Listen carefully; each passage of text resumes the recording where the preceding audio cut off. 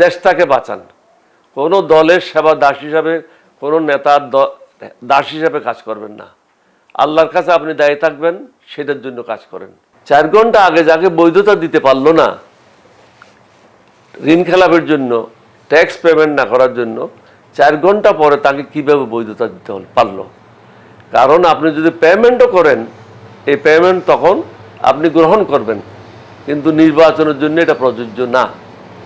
একজন প্রার্থীকে তার দেনা পানা যা কিছু আছে সব কিছু পরিষ্কার করতে হবে মনোনয়নপত্র দাখিল করার আগে।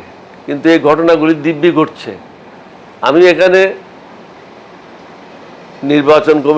নির্বাচন কমিশনের প্রধানকেও বলবো, নির্বাচন কমিশনের সচিবকেও বলবো এবং দুদকের চেয়ারম্যানের কাছে অনুরোধ করব, জীবন দুটা না, জীবন একটাই। কাপুরুষের মতো জীবন কাটায় লাভ নাই। কারো দাস হিসেবে কাজ করার কোনো অবকাশ নাই। দেশের মানুষের কাজ করেন, দেশকে এগিয়ে নেওয়ার জন্য কাজ করেন, দেশটাকে বাঁচান। কোনো দলের সেবা দাস হিসাবে, কোনো নেতার দাস হিসাবে কাজ করবেন না। আল্লাহর কাছে আপনি দায়ী থাকবেন, সেটার জন্য কাজ করেন।